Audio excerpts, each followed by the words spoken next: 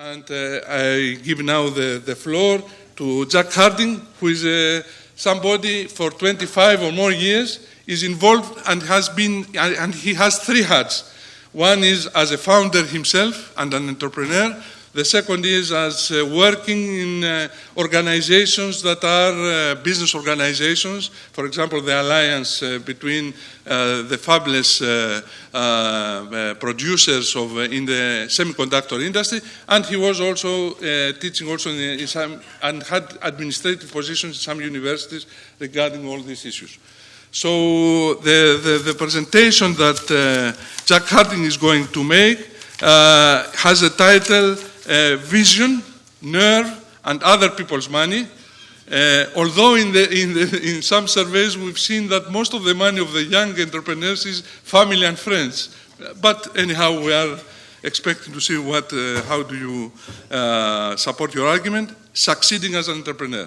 So Jack, you have the floor.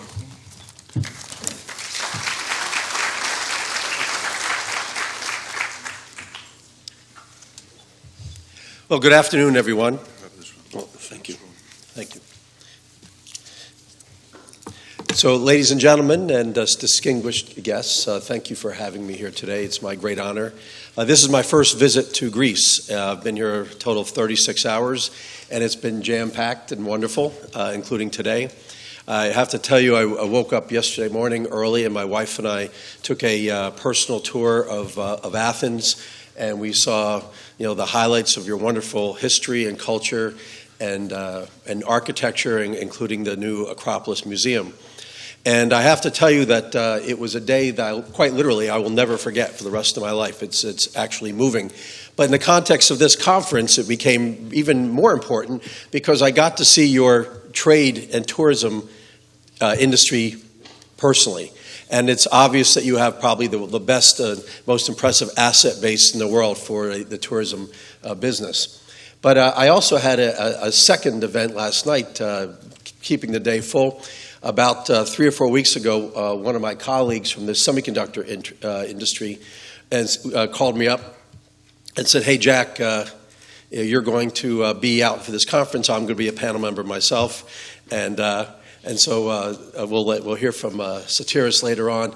But he said, "Why don't we get together and we'll get some colleagues over dinner and we'll talk about the semiconductor industry in Greece." So in and of itself, will I remember that for the rest of my life? Satiris, probably not. But I will for the next 2 years, because out of that dinner, something very important happened, which is very relevant to this conference. In a matter of a couple hours, over some wonderful food and great wine, we came up with some networking ideas for each other's companies. We talked about people we knew who could help each other, maybe buy our products.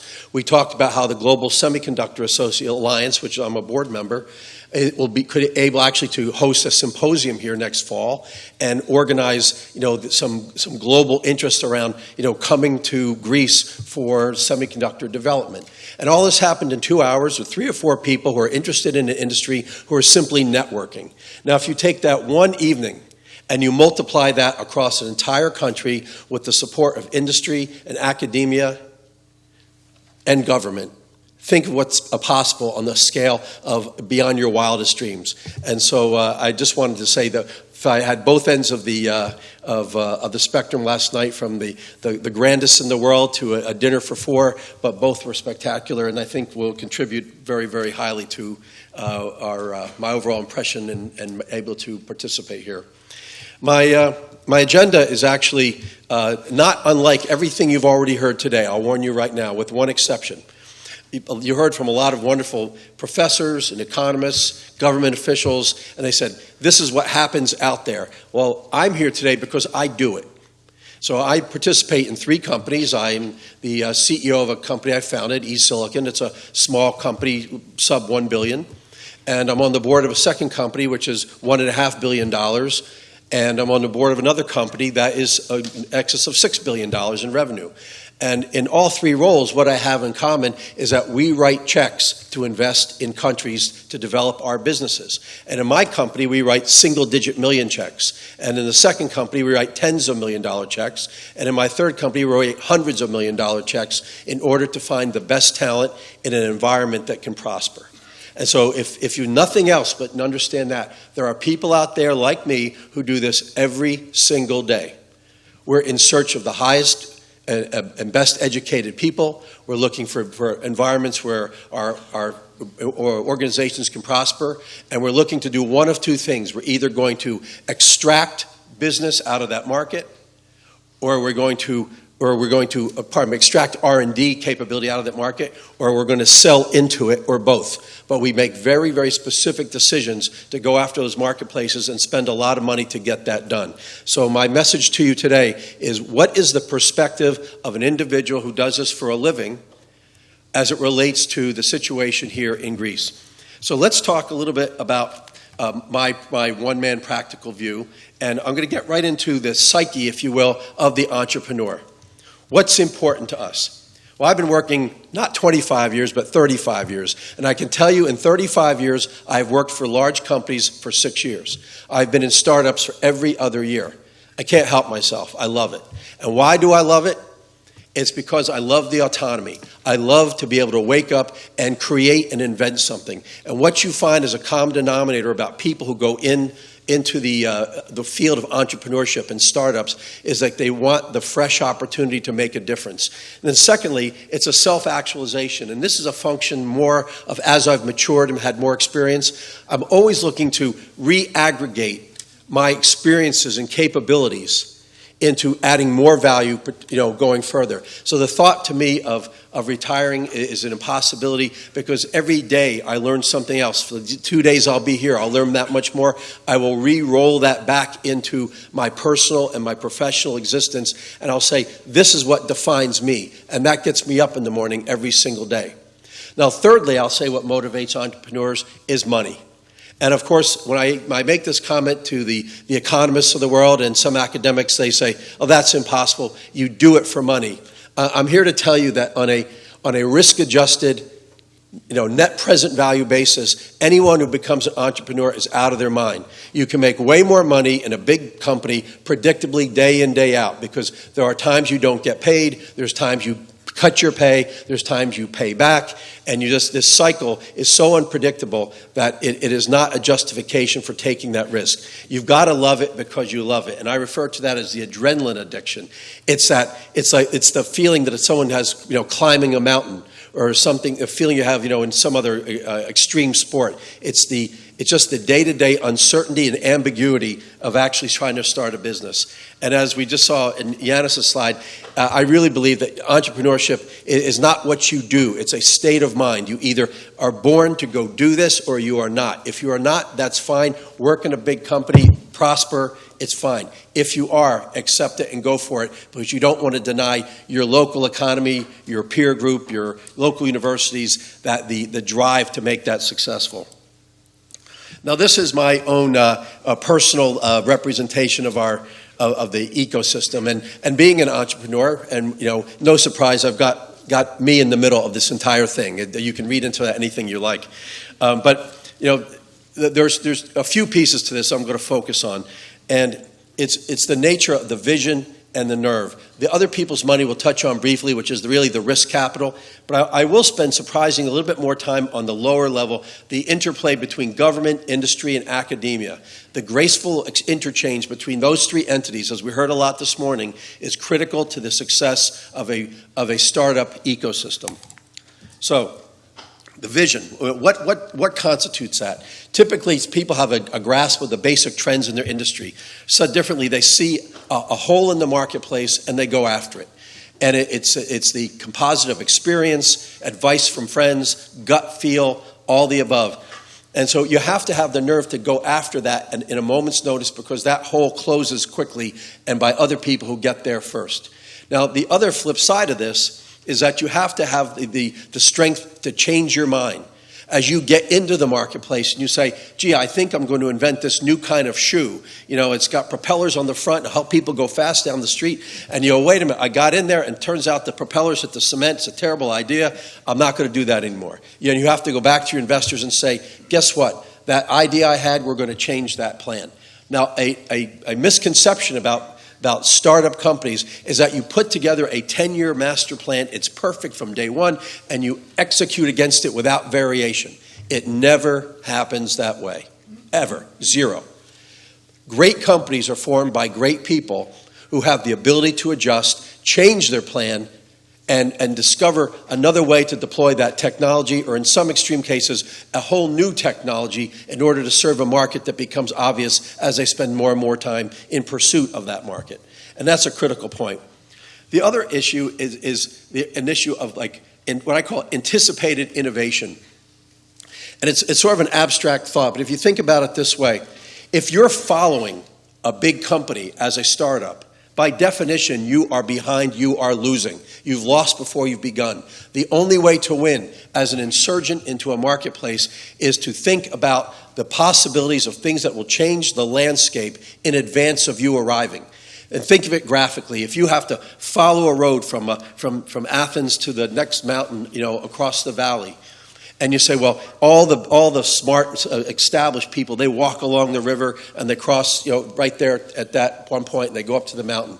And you say, well, if we follow them, we're already behind. They have trucks, we're on bicycles, right? So what you say instead is you look across the valley and say, I have a feeling that someone's going to build a bridge at the bend in that river. So I'm going to go like crazy for that bend in that river, and I'm going to cross ahead of them. I'm going to try to anticipate the innovation that's going to change my life and give me an unfair advantage. And if you don't do that, you should not even begin the journey as an entrepreneur, because you have to be able to predict those things that the other people didn't see as a means to get the unfair advantage and close the gaps that are inherently part of the market you're assaulting. Rarely do we enter markets where there's no competition, as in never. And lastly, of course, it's all about execution. All the business plans in the world, all the sales calls in the world, all the board meetings in the world mean nothing if you don't execute every single day. So let's talk about the nerve. Okay, you have the vision. Why do I do this? Well, first of all, you have to have a very high tolerance for risk and ambiguity. When you start a business with nothing in front of you but your idea, you have no business systems, you have no infrastructure, you don't even have a customer. But yet you have to invest large sums of money, typically, in product lines and services, perhaps, that will allow you to win in the marketplace. And so if you don't have the stomach for the ambiguity of having to plunge, take a deep dive into the end of the swimming pool, not knowing how deep it might be, it's probably the wrong place for you. And let me say that probably the single most important thing for this particular meeting, if I tell you nothing else today, but at this point, you've got to have a culture where it's okay to fail. These notions, as Chuck Wessner said earlier, where your people are put out of markets for 8 years instead of 12 for failing. In Silicon Valley, there is a graveyard of smart people with fantastic business plans who spent lots of money with a great team with huge markets that fail. And what happens to those people? Are they banished and asked to leave town and never to start a business again? No, they're pursued violently, aggressively, because they know what mistakes they were made, they documented them, they learned, and they moved on. No great athlete is held to that standard. No, as you heard Chuck earlier, no politician is held to that standard. Why should an entrepreneur be told that what you learned in your last endeavor, even though you lost the race, is now worthless when you run the next race? It's a ludicrous concept. We're beyond that in Silicon Valley. In fact, probably within the United States. Our culture allows us to fail, and we are better for it. And if you can propagate that notion and internalize that as the ecosystem that supports your entrepreneurs, you'll be better off for it. Without it, I think there's no chance of success. And the last 2 points, quickly, this comfortable contrarianism. Once again, by definition, if you're going to go start a new business, you're going in a different direction. Otherwise, you've already lost. And when the marketplace come back to you and they say, Jack, that is the worst idea I've ever heard in my life. No one's ever done that. Why would you even do that? If that bothers you, do not be an entrepreneur. When you hear that, you know you have a chance, because it says that the conventional wisdom is all going to the left and you're going to the right, and you might have a chance of surviving. A McKinsey report published several years ago said for 10,000 companies that are started, there are approximately 200 that make it to some level of success, and 20 that go public, and 3 that become meaningful or institutions. So that's what's stacked against you when you begin. In the meantime, you're creating a lot of jobs, you're spending a lot of money, but that's what the expectation is. The odds are you're going to fail. The statistics are against you from start to finish. And yet you have to embrace that crisis, that controversy every single day. I want to touch briefly on, we heard a little bit this morning about venture capital. We could talk for 3 hours about this. There's a popular phrase in the States when the bad VCs will say about themselves vis-a-vis the good VCs, well, my money is just as green as theirs is. It is not. There is bad VCs like there are bad plumbers, like there's bad anybody else. The temptation, the seduction of having someone put $5 million in front of you to go work for them, you say, let's just take it and move on. We're never going to get it otherwise. Trust me, you're better off not even starting, because the structure of venture capital deals are largely tilted towards the VCs, and unless you go public, where their preferred shares become common shares in the States, the chances of you making any money drop by probably a factor of 10. Trust me there, we can talk about it offline, but to be a successful entrepreneur in a risk capital setting, you must understand the terms and conditions of the money you're receiving, otherwise don't even start. Because it's so tempting to take it, but you just cannot. And of course, there's a whole level of discussion about the board of directors we'll skip today. Now let's talk about government, because if you get right down, I think, to the core issues that we're facing here in Greece, a lot of it has to do with government policy. And we've heard from a lot of experts in that field, of which I am not. But I can tell you, there's a series of things I look for when I'm making an investment decision, and we saw many of them today. I won't revisit them, other than you want to make sure that the government is fundamentally in support of an ecosystem that permits risk-taking by entrepreneurs. And if that's the case, you saw the litany of things in 5 different presentations that are important, and that's what matters. Also, local support is critical, and that's just down to quality of life issues and roads and taxes and where do your employees go to send their kids to school. All that matters greatly, particularly for highly educated, highly motivated people. They care about the schools in their town, and they won't come and work for you if their kids can't get a great education, and that's typically a local school system matter. I do want to talk about an innocuous idea, though, of best intentions. And at the local level, either the local community, whether it's a city or a county, depending on where you are, what the level is, either they internalize the value of the entrepreneurial spirit and they bend over backwards to solve problems for you, or they do not. In other words, if it's a problem to get anything done, to get a building permit, to build a new office, to get your equipment delivered, out of a warehouse, through customs. I mean, any of these things from 1,000 different details. If the local culture does not support the development and the enrichment of an entrepreneurial marketplace, you've got a real problem, because they're the people you deal with every single day. So, but understanding this is a very big challenge. It's not something you read in a newspaper. It's not published in a book. You have to assess this for yourself, and it's problematic. So we talked about government. Let's talk about industry. If you look at the history of the semiconductor company, one company, it was Fairchild Semiconductor, basically spawned every other company you know today, from Intel and the other 1,000 that exist out there. And how did that happen? And I can tell you, there's reams, books and books and books written on the notion of spin-outs. But here's the most important point from my perspective. You must be in a society to be successful as an entrepreneur where it's acceptable for people to leave a company not with what you did, but what you know. In Silicon Valley, people leave the big companies every day and form small companies.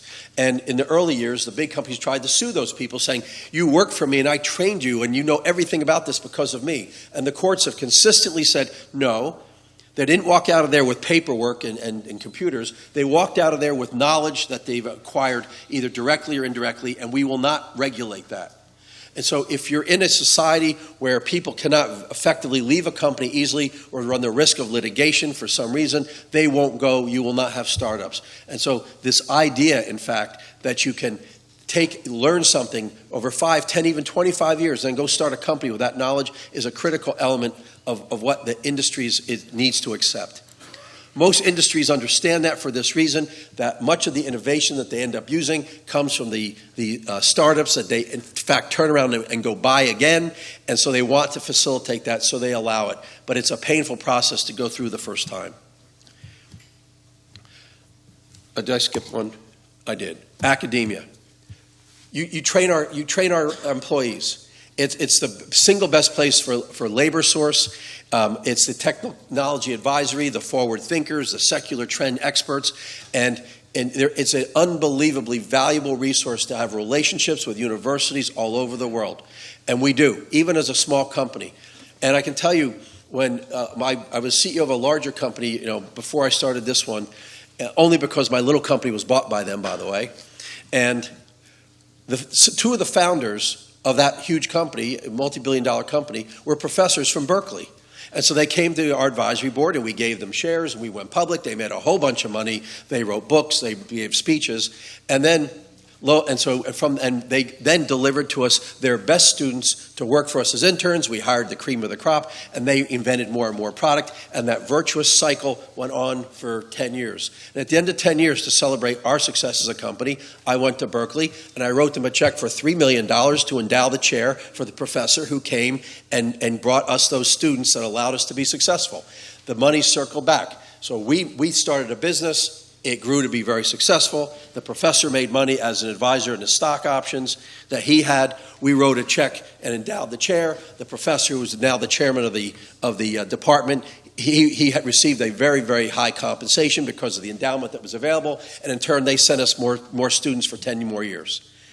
It's not a complicated notion, but it's critical that all these organizations work together, which brings me to this point. There must be a recognition of what I like to think of as a goose that lays the golden egg. The ecosystem of entrepreneurship and innovation is one that must be admired and respected by government, industry, and academia together. You need a graceful transference from people who go from being professors to being government officials or maybe appointed officials who then become entrepreneurs and they go back to teach. John Hennessy, the president of Stanford, one of the most respected universities in the world, is most famous in Silicon Valley not because he's a famous professor or a president. It's because he started 3 very successful semiconductor companies and wrote 2 books on digital signal processing. And risk processors, core technologies and all the products you have in your pocket right now as we stand here.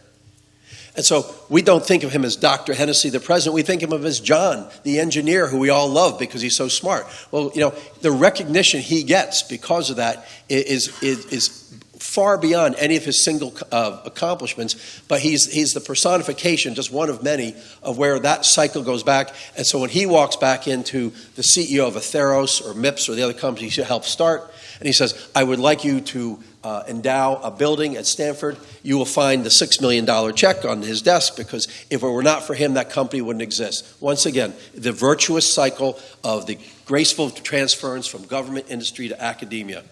And once everyone understands the respective roles, they protect the ecosystem. And that's protecting the goose that lays the golden egg. Let's talk about winning and losing. Winning, it starts with integrity. And it's not just an abstract notion. I'll tell you why. For anyone who has a startup business, when you walk into a buyer in a large company and you say, I have an imperfect product, but if you buy it, I promise I'll get it to you right in the next 3 or 4 releases. If they don't believe that you're going to do that, if you don't have integrity either in the market or your reputation, they will not buy your product ever. Conversely, if they know you in your community, in your marketplace, and you have a history of doing what you say you're going to do, they say, I've looked at this product and it's not ready yet, but I'm going to buy it because Jack has never dropped the ball. Right, Soteros? I mean, you're living it right now. They have to go in and say, I've delivered for it to you before in other companies or other product lines. You've got to start with integrity. Second, it's persistence. There is no end to the obstacles. The brick wall that we saw earlier from Alexander, there's 8 brick walls lined up in front of that one behind there. And so if you're not persistent, it's dead from the start. You've got to believe in what you're selling, and you have to be persuasive. It's not enough to be benignly enamored with your own technology. You have to be able to convince people that they should too. And so there's a set of skills here that may not be always critical, but in fact, at any point in time might be valuable in order to get over that next brick wall. And of course, execution is something we pounded on. Losing. Okay, why do people lose in startup companies? Well, there's a few reasons. First of all, it has to do with bad hiring. It's all about the people. Remember, your product's going to change, your business plan is going to change. You need people who are smart and can adapt. And it's just an axiom that A quality people hire A quality people, and B quality people hire C quality people. If you let a B quality person into your company, they will surround themselves with C quality people. You will fail. It's all about the hiring process. I have several hundred, probably 600 people in my company, and it was just till about 3 months ago, I interviewed every single person before they joined my company. And I'm in 8 countries, 3 continents, and most of my people are in Asia. I mean, what an overhead. But that, I tried to set the standard for my management team that's how critical it is. The other thing that happens is the VCs bail out on you, undercapitalization.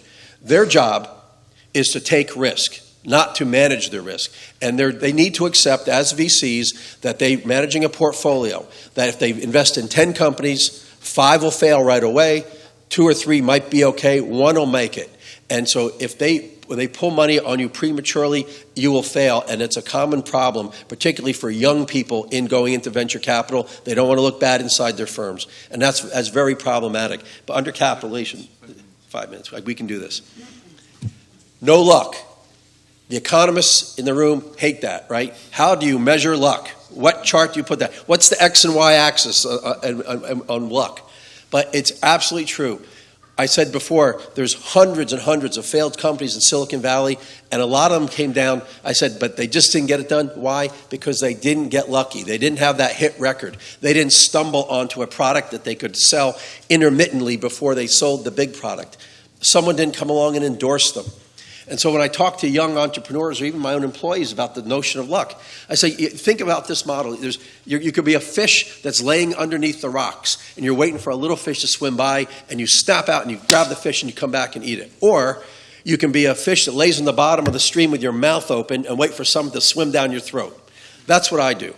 I can't make myself lucky, but I know what the conditions are that might lead to luck, and I put myself in a position to be lucky. And it's a whole other discussion. It has to do with where you make investments and how you spread your portfolio of opportunity around. But it's oftentimes a big source of failure. But then the operative question is, because statistically you will fail. And get used to that. If we're going to drive an innovation society and a knowledge-based culture here, get used to hundreds of companies failing over the next 10 years. Hundreds, maybe more. The more that are failing, the better, more success you're having, because that's how many dogs you have in that fight, right? So when you fail, what happens?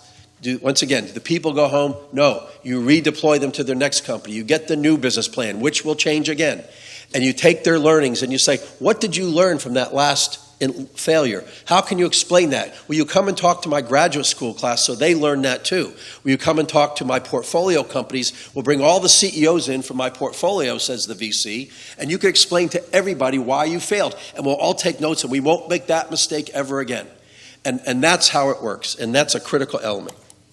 So, how do I make decisions on where I want to go? Basic things: health, sanitation, schools, power. Can I drink the water? There's lots of places around the world with low-cost labor and reasonable universities, but you can't live there. And so I rule that out. Believe me, it matters. Infrastructure matters.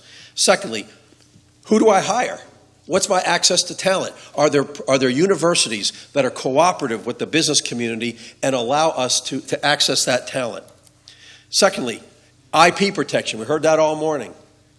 Who's going to rip me off? If I invent something, how is it going to show up in my neighbor's lab down the street? Not to mention, you heard Chuck talk about it going to Korea or China, perhaps, but more likely it's going to go across your competitor down the road. And if I have to enforce my IP, how am I going to protect that? And it's a critical element, and it's becoming more and more important. There's a huge secondary market for the purchasing of patents. They run about $1 million a piece in the States these days. Google bought Motorola only for the patent portfolio, fundamentally, of 8,000 patents, and spent billions of dollars to get them. People take IP very, very seriously. If you have a lax or indifferent view of intellectual property protection, no one will invest here. Foreign Corruption Practices Act. Who has their hand out? Now, let me explain this carefully, because the FCPA is a U.S. regulation, a law, that has to do with paying kickbacks or funds to government officials. And so a lot of people say, well, I'm not doing that. I don't try to, pay kickbacks to government officials, but I will pay a kickback or pay off this guy or that guy. That doesn't work anymore either. Let me tell you why. The UK passed a law that works jointly with the FCPA called the UK Bribery Act, and that extends beyond government officials now to everybody. And so if you want to be compliant with those companies that attend to that treaty around the UK Bribery Act and the FCPA, you basically cannot get involved in corruption any way, shape, or form. For the 3 companies I'm involved with, from small to huge, the board of directors has said we have a zero tolerance rule for foreign corruption practices of any type, commercial or political, of any nature. Anyone who does it will be fired instantly. If whoever management's aware of it will be fired instantly. If I were aware of corruption, any kind of corruption in my job, I would be fired. Furthermore, the Securities Exchange Commission, the Department of Justice, on and on and on, they take it very seriously. You can go to jail.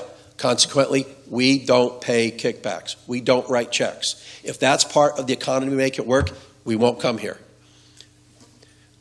Lastly, okay, I'm on a roll here. Legal system, once you do have some debate over IP or something else, what will happen? Is there a predictable infrastructure that you say, I have a fair chance of an outcome with which I can live? It doesn't have to be perfect, but it has to be predictable within a relative range of outcomes. The States is terrible at that, by the way. And then venture capital industry. We heard from Chuck earlier that that's a small part of the business. In my world, 90% of the people that I know are funded by VCs. We don't get SBIR investment for a bunch of reasons, so I have a narrower view than your other speakers today. But it is a critical element. You need to know there is a source of risk capital. So I humbly and respectfully submit some ideas. Understand, I'm not an expert. This is just a guy who runs around thinking about opening up offices and writing an occasional check. Here's some things we can do. Aggregate and fund some basic research. I do believe in basic research because it does become applied very quickly and it spawns growth. It gives people confidence that they can build an ecosystem around the basic research infrastructure, but it has to be consolidated where there's some kind of setting or campus or something where people can physically look at it and go place to place. I recently took a tour of a big university in Singapore where they had hundreds of companies aggregated in one giant campus, and they could walk you from lab to lab to lab, much of which they had funded. It makes a difference. Suddenly, VC tax haven. Tax advantages for startups mean nothing. We make losses for the first 5 years. We accumulate losses that actually shelter our tax liability for the next 5 years. However, the VCs are interested in tax havens. If you can let a VC treat all of their gains in a special way at a lower tax rate, you will get their attention. They drive their world on spreadsheets calculating IRR or ROI, and the difference on the tax rate will make a material difference to them. Find a fast-track court for IP theft. Get it in and out. That way people know that while I'm fighting to save my company, that the other guy isn't starting a business. So you need fast-track. Independent investigation for any kind of corruption. And there's all sorts of whistleblowing capabilities inside and outside companies in the States. There are white-collar crime units at the state, county, state, and federal level. If there's any kind of corruption, gets investigated very quickly and very aggressively. Told you about infrastructure. Here's an important one. Encourage and reward your professors to take a 2 to 4 year sabbatical to move into industry. Get that brilliance, get those relationships with the students into companies. Let them know they can work. Let them know they can get rich. Let them return back to their tenured jobs without missing a beat. This happens every single day in the States. All the major universities, they all do it. The professors are all getting rich. They're all starting valuable companies that employ thousands of people. It's a righteous thing to do. And last time, try to streamline startup and wind up and wind down regulations for companies that are involved in the cluster. So, 2 minutes, okay. I guess I should go to the in conclusion line, right, to give you all hope. So I think Chuck said earlier. So I have 300 people in Vietnam, the Socialist Republic of Vietnam, the limited or questionable or unknown human rights of Vietnam. But why did I go in there and invest? Well, I'll tell you why as a practical matter. First of all, they have great universities. Well, Greece has great universities. And they also have a lot of great theory. They got very little real-world experience. Greece has way more real-world experience. And so your people here are practitioners. The Vietnamese are theoreticians. The Vietnamese government, though, was very quick to do a bunch of things. Protect IP, to have reasonable visa transactions so we can move people in and out quickly from all over the world. And they also allowed us to facilitate the growth of our business, from giving us permits to complete an office to anything else we wanted to do, and we've had no instances of corruption, notwithstanding the reputation. I went to the State Department there for the U.S. I said, tell me about this. Nope. They said they've got it figured out. They'd rather have you here creating jobs, paying taxes, than have their hand out, and we went there. So we went after a company that was in a low-cost setting with huge social benefits we had to pay. We gave them even more than that they asked for. We actually pay for the health care of their parents and grandparents. So why would we do that? We don't do that in the States. Because in that society, they live with their parents and their grandparents. 3 and 4 generations live together. So instead of having one member of a household with great health care and the rest of the family having to go to the free clinic, we said, let's go the other way. Let's give everybody in the household the same high-quality medicine and endear those people, because that mattered in that culture to them. So we found lots of opportunities to improve their working conditions, their health care, and we could contribute with our valuable dollars to improve their lifestyle, and it actually made a big difference. So, summary, from my takeaway before I got here, from some preparation I did, and certainly after today, is that Greece has the means and the tools to build a great entrepreneurial ecosystem. The questions I have: is there an appetite for change beyond this room? And then finally, what is the alternative if we don't do it? So thank you for your attention. It's my pleasure. Thank you very much for this very interesting presentation.